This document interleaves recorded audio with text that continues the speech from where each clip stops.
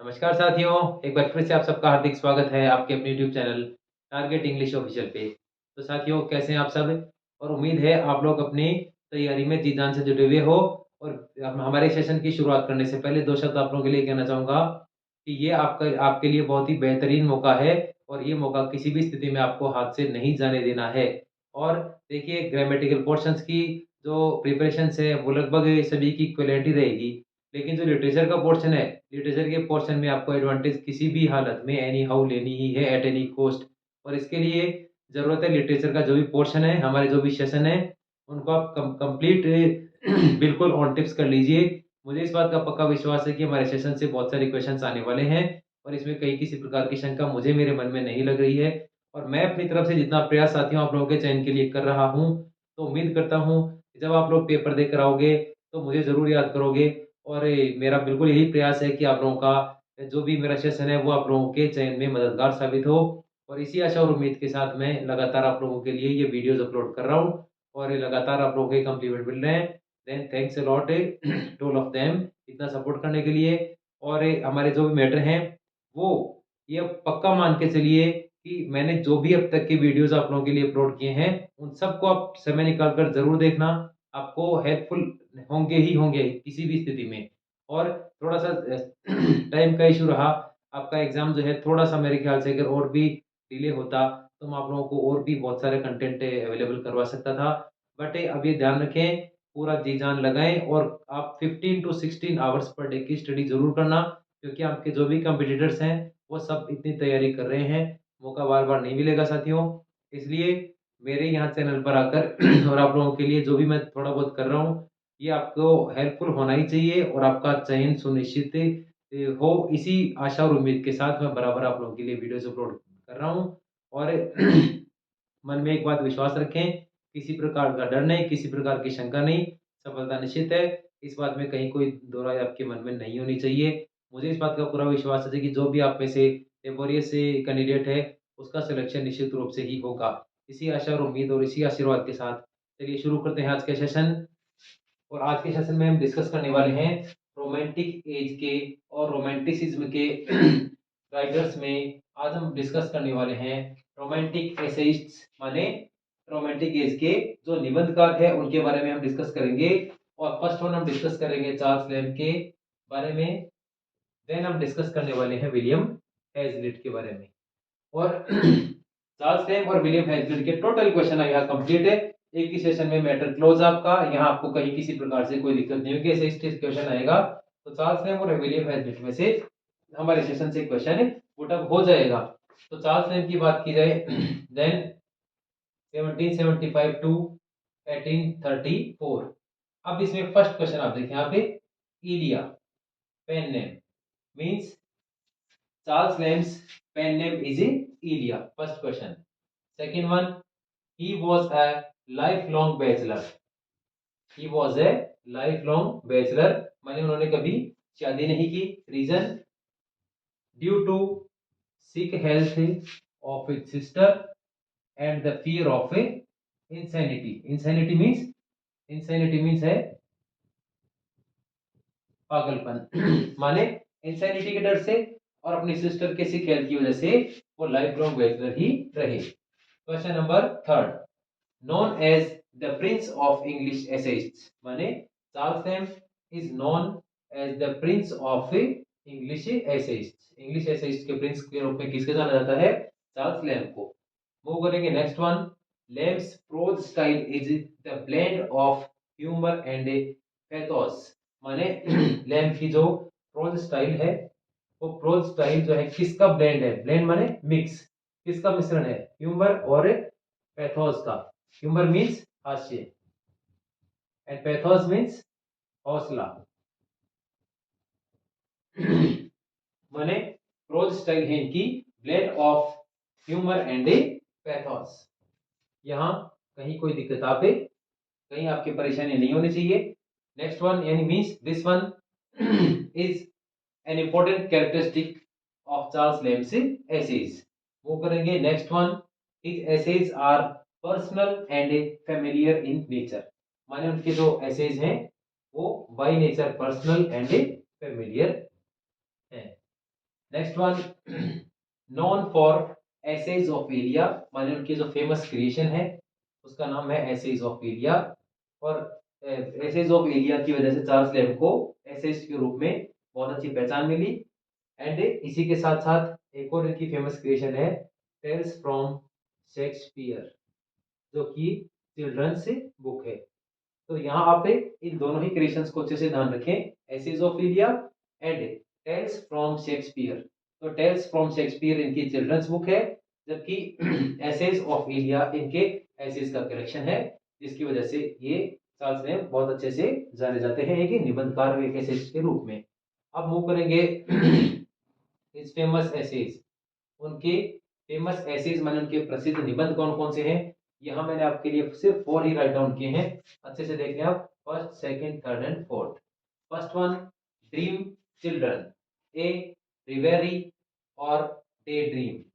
First one इसका इनका जो फेमस ऐसे है वो है ड्रीम चिल्ड्रन, यानी आपको इन सभी टाइटल्स को अच्छे से ध्यान में रख लेना है, ताकि एग्जामिनर आपसे पूछे ये किस क्रिएशन है तो वहां आपके कहीं कोई दिक्कतें नहीं हो। ड्रीम चिल्ड्रन ए रिवेरी, ये इनका फर्स्ट फेमस ऐसे है।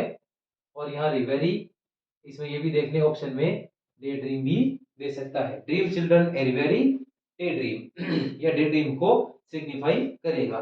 सेकंड वन है इसमें imperfect sympathies. Third one in praise of chimney sweepers, जो कि आपके फर्स्ट ग्रेड के सिलेबस में भी था। And fourth one and the last one, Old China. These four essays are well-known creations of Charles lamb. अब मूव करेंगे William हेजलिट पे। अब यहाँ देख लिया आप, चार्ल्स लैम्ब से रिलेटेड सभी इंपॉर्टेंट क्वेश्चंस आप लोगों ने राइट डाउन कर दिए हैं। मुझे नहीं लगता साथियों कि यहाँ से बाहर चार्ल्स लैम्ब से रिलेटेड क्वेश्चन होगा कोई, क्योंकि मैंने सभी इंपॉर्टेंट क्वेश्चन से और उनकी फेमस क्रिएशंस आप लोगों के लिए राइट डाउन कर दी है। चलिए शुरू करते हैं सेकंड वन, विलियम हेजलिट। अब विलियम हेजलिट के लिए कहीं कोई घबराने की चिंता करने की आवश्यकता नहीं है। विलियम हेजलिट के बारे में कहीं कोई ज्यादा बर्डन नहीं लेना आपको। जो भी क्रिएशन है 1 to 6 मैंने आप लोगों के लिए राइट डाउन कर दी है 1 to 7, और यहाँ से बाहर क्वेश्चन आपका विलियम हेजलिट से रिलेटेड नहीं होने वाला। विलियम हेजलिट की फेमस क्रिएशंस में फर्स्ट वन है on going a journey, second one Indian jugglers, third one on familiar style, fourth one table talk, fifth one the plain speaker, sixth one the spirit of the age, and the last one characters of shakespeare Shakespeare से place. तो इस प्रकार से William हेजलिट के ये 7 creations हो गए। तो विलियम हेजलिट से किसी भी प्रकार कोई क्वेश्चन आएगा तो इन क्रिएशंस से बाहर नहीं होगा, तो आपको इन टाइटल्स को अच्छे से ध्यान में रख लेना है। तो इस प्रकार से ये भी आपके रोमांटिक एसेइस्ट। अब मूव करेंगे रोमांटिक एज के नॉवेलिस्ट पे, तो चलिए शुरू करते हैं। नेक्स्ट वन हमारे रोमांटिक राइटर्स में रोमांटिक नॉवेलिस्ट जो है, और मैं फर्स्ट टाइम आपके jenny Austin and second one आपके सामने सर वॉल्टर स्कॉट। तो यदि नॉवेलिस्ट से एग्जामिनर क्वेश्चन पूछेगा तो आपके सामने फर्स्ट एंड सेकंड दोनों मैंने राइट डाउन कर दिए हैं। इनके जो भी क्रिएशंस हैं, मेजर क्रिएशंस भी आप लोगों के लिए राइट डाउन कर दिए हैं, कहीं कोई दिक्कत घबराने की आवश्यकता नहीं है। फर्स्ट वन जेनी ऑस्टिन, इनमें फर्स्ट क्वेश्चन आपका writing style. When we talk about the writing style of Jane Austen, then it will be free indirect discourse, or you can say free indirect style. तो first question तैयार है आपका। Second one, her novels provide morality, duty to society and religious seriousness. Third one, famous works की बात की जाए तो यहाँ आप देख लें इनके जो भी फेमस वर्क्स हैं। First pride and prejudice, year देख लें इसका 1813। प्राइड एंड प्रिजुडिस जो है वो जेनी ऑस्टिन का one of the foremost and the best work के रूप में जाना जाता है। मीन्स विच वर्क और you can say which novel is known as Jane Austen's best work, or you can say masterpiece work, then our answer will be Pride and Prejudice. Pride and Prejudice is known as the best work of Jane Austen. Second one देखें आप इसमें sense and sensibility. Third one Mansfield Park. Fourth one Emma. Fifth one persuasion. And the last one Northanger Abbey. तो इस प्रकार से ये इनके 6 creations हैं. तो आप लोगों को सिर्फ इनके टाइटल ध्यान में रखने हैं साथियों, कहीं कोई दिक्कत नहीं है. आप टाइटल ध्यान रखें और टाइटल के आप ये पता रखें इसमें कि ये जेन ऑस्टिन के क्रिएशंस हैं, क्योंकि एग्जामिनर आपको इन किसी भी ये जो फेमस वर्क्स हैं इनमें किसी का भी एक का नाम देके आपको पूछ सकता है which one is known as the work of a Jane Austen. तो कहीं कोई दिक्कत नहीं इसमें. Pride and prejudice. Second one sense and sensibility, Mansfield Park, Emma, persuasion, and Northanger Abbey. Now it's time to talk about Sir Walter Scott, and here we have write down all the important questions of Sir Walter Scott. Sir Walter Scott, and when we talk about the nickname of Sir Walter Scott, then Sir Walter Scott is also known as Wizard of the North. Wizard of the North means this one is Sir Walter Scott's nickname. And now question number second, famous for historical novels means Sir Walter Scott is famous for historical novels, and this one is an important question, please be note it. And Sir Walter Scott is also known as the father of historical novels. This one is also an important and very good question. And now it's turn to talk about his works. And here I have already write down 4 major works of Sir Walter Scott. First one, the Waverley novels. Second one, Ivanhoe. Third one, Rob Roy. And the last one, The Heart of Mid-Lothian. These 4 are major works of Sir Walter Scott, and we have already discussed in our class the romantic essayists and novelists. And here we have already discussed 2 major novelists of a romantic age or romanticism. First one Jane Austen, second one Sir Walter Scott. And we have already discussed all the important questions of these 2. Then there will not be any kind of doubt about these 2 novelists. Means easily we will handle all types or you can say all kinds of question of these 2.